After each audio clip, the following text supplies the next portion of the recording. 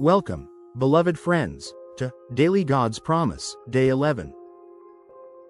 Today, July 11, 2025, we encounter a powerful and challenging command from Colossians chapter 3 verse 13. NKJV. Bearing with one another, and forgiving one another, if anyone has a complaint against another. Even as Christ forgave you, so you also must do. This verse is not a suggestion for a better life. It is a direct command for how we are to engage in community, offering both a practical path and a divine motivation for genuine reconciliation. The divine standard.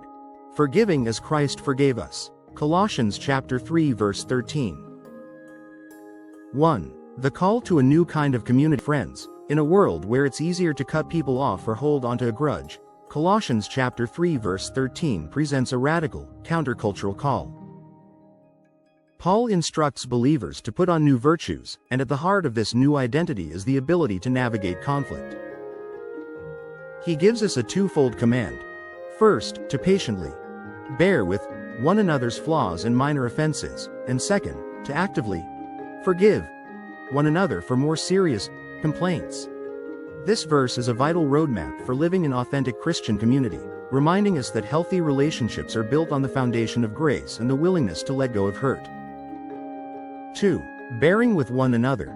The patience of love. The first part of this command, bearing with one another, is the foundational practice of patient love.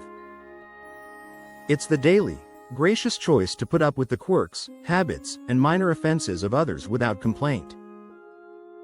It's a form of spiritual long-suffering that prevents small irritations from festering into major grievances. This requires a humble heart that recognizes its own imperfections and readily extends grace to others.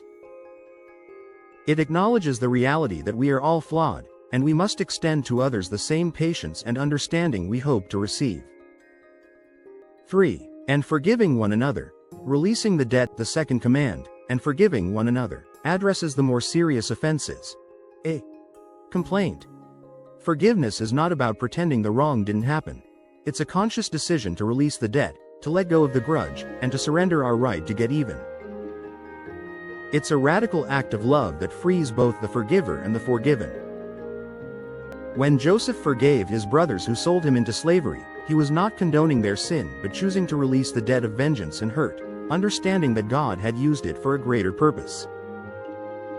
This is the divine act of love we are called to imitate.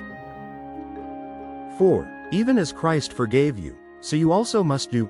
The divine standard. This final phrase is the heart and motivation of the entire verse. Our forgiveness of others is not based on their deservingness, but on the immeasurable, undeserved grace we have received from Christ. He forgave our countless sins, the ultimate debt, at immense personal cost on the cross. This truth transforms our forgiveness from a human transaction into a divine reflection. We are commanded to forgive with the same radical generosity and love that was shown to us. This is the hallmark of a new creation, and it is a command, not a suggestion, for all who call themselves His. 5. Living a life of forgiveness today. For this July 11, 2025, let us move from passive resentment to active forgiveness. I encourage you to identify any complaint or grudge you are holding onto today. Go to God in prayer, confess your own need for forgiveness, and ask for His strength to release the other person. Choose to bear with others in the daily life of community, and actively choose to forgive when you have a complaint. This practice brings profound freedom, peace, and reflects the very heart of the God who has so graciously forgiven us. God bless you and give you grace after grace.